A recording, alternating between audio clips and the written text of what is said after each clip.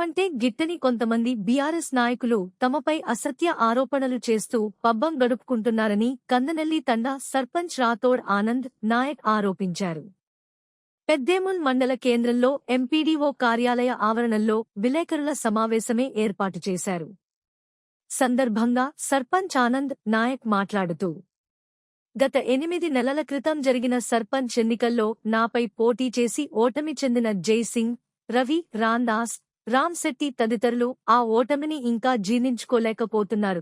అదే అదునుగా చూసుకుని తప్పుడు ఆరోపణలకు గ్రామంలో అల్లర్లు సృష్టించేందుకు ప్రయత్నిస్తున్నారని ఆవేదన వ్యక్తం చేశారు. గ్రామంలో ఏ అభివృద్ధి కార్యక్రమాలు చేపట్టినా అడ్డుపడుతున్నారని ఆగ్రహం వ్యక్తం చేశారు. కందనెల్లి తండాలో ప్రజలు నీటి ఇబ్బందులు పడకూడదని ఉద్దేశ్యంతో సొంత డబ్బులతో బోరు మోటార్ వేయించారని తెలిపారు. గ్రామ సంక్షేమానికి పాటుపడుతున్న నాపై నిరాధారమైన ఆరోపణలు చేయడం సరికాదు. తండాలో నా ఎదుగుదలను చూసి ఓర్వలేకనే రాజకీయ ప్రత్యర్థులు చిన్న చిన్న సమస్యలను సృష్టించి అల్లర్లు చెలరేగేలా ప్రేరేపిస్తున్నారు అని ఆరోపించారు. రాథోడ్ ఆనంద్ నాయక్, కందనెల్లి తండా గ్రామ పంచాయతీ సర్పంచ్గా ప్రజలు ఎన్నుకోబడిన సర్పంచ్ని. అయితే నేను గెలిచి డిసెంబర్ 11 తారీఖున గెలిచినాను. 22 తారీఖు ప్రమాణ స్వీకారం అయింది. అంటే 8 నెలలు జరుగుతుంది. కంప్లీట్గా 8 నెలలు దాటుతుంది. అప్పటి నుంచి నేను గెలిచిన వెంటనే గ్రామ అభివృద్ధి కోసం ఫస్ట్ నేను 12 తారీఖు నాడు డాక్టర్లు ఏదంటే ఫస్ట్ నేను గెలిచిన మరి ప్రజలకు ఇబ్బంది ఉందంటే నా సొంత పైసలతో నేను వచ్చి గవర్నమెంట్ నుంచి మంజూరు లేకుండా నేను తర్వాత తీసుకుందామనే ఉద్దేశం నుంచి ప్రజలకు ఒక బోరింగ్ వేయడం జరిగింది. ఆ బోరింగ్కు ముందర ప్రజలకు పైప్ లైన్ తీసి ముందరికి తీసుకుపోవడానికి ప్రయత్నం చేస్తే అక్కడ స్థానిక బీఆర్ఎస్ నాయకులు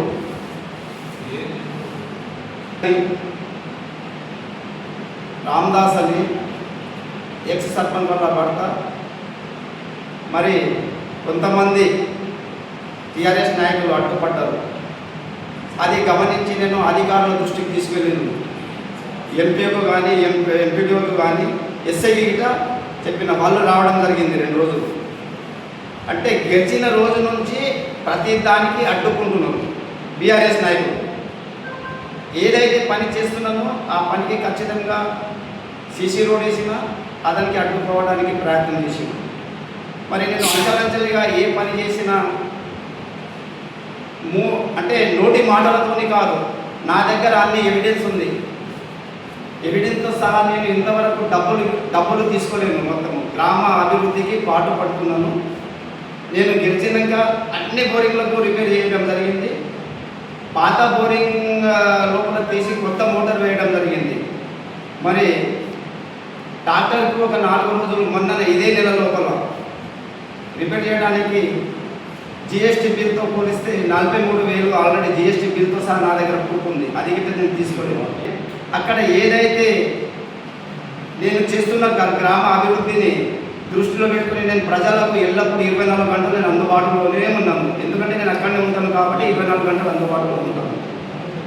అక్కడ నాకు పోటీ చేసి ఓడిపోయిన వాళ్ళు జయసింగ్, జై రామ్దాస్, ఆ రవి అనే ఈ రామ్శెట్టి అనే ఒక 4-5 మంది లేనిపోని ఆరోపణలు చేస్తున్నారు. అంటే నోటి మాటలతో కాకుండా నా దగ్గర మీరు చూడాలనుకుంటే అన్నీ నా దగ్గర ఎవిడెన్స్ ఉంది, ప్రూఫ్తో సహా ఉంది. మరి ఈ విధంగా నేను గ్రామ అభివృద్ధికి పాటుపడుతుంటే అన్యాయంగా నాకు మొన్న